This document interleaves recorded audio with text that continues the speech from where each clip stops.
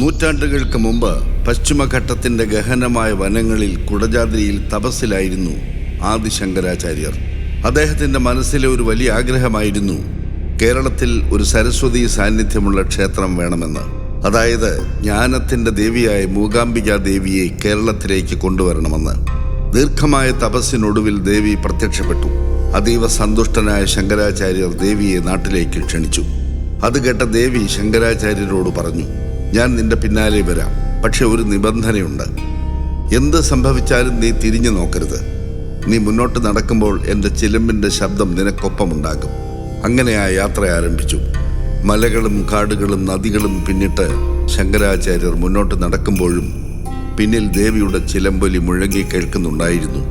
പക്ഷെ അഗ്നിതീർത്ഥം എന്ന പുഴയുടെ തീരത്തെത്തിയപ്പോൾ അപ്രതീക്ഷിതമായ ചിലമ്പിൻ്റെ ശബ്ദം നിലച്ചു. ഒരു നിമിഷം ശങ്കരാചാര്യരുടെ മനസ്സിൽ അമ്മ ഇപ്പോഴും പിന്നാലെ ഉണ്ടോ എന്ന സംശയം നിറഞ്ഞു. ആ ആശങ്കയിൽ അദ്ദേഹം തിരിഞ്ഞു നോക്കി.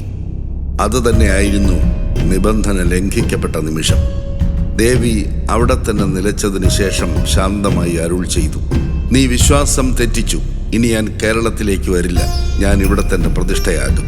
അവിടമാണ് സൗവർണികയുടെയും അഗ്നിതീർത്ഥത്തിൻ്റെയും ഇടയിലുള്ള കൊല്ലൂർ മൂകാംബിക ക്ഷേത്രം. അത് കേട്ട് ശങ്കരാചാര്യർ വിങ്ങിപ്പൊട്ടി. അമ്മ കേരളത്തിലേക്ക് എഴുന്നള്ളണമെന്ന് കരഞ്ഞപേക്ഷിച്ചു. അപ്പോൾ ദേവി ഒരു അനുഗ്രഹമായി പറഞ്ഞു, എന്നെ തേടി വരുന്ന ഭക്തർക്കായി എല്ലാ ദിവസവും രാവിലെ 7:30 മണിവരെ എൻ്റെ സാന്നിധ്യം ചോറ്റാനിക്കര ദേവീക്ഷേത്രത്തിലുണ്ടാകും. ഇന്നും ഭക്തർ വിശ്വസിക്കുന്നു കൊല്ലൂരിലെ അമ്മയുടെ ദിവ്യ സാന്നിധ്യം പ്രഭാത സമയത്ത് ചോറ്റാനിക്കര ദേവീക്ഷേത്രത്തിലും അനുഭവിക്കാമെന്ന്. ഒരു യാത്ര, ഒരു വിശ്വാസം, ഒരു തിരിഞ്ഞുനോട്ടം, അതിൽ നിന്നും ജനിച്ച ഒരു ഇതിഹാസം.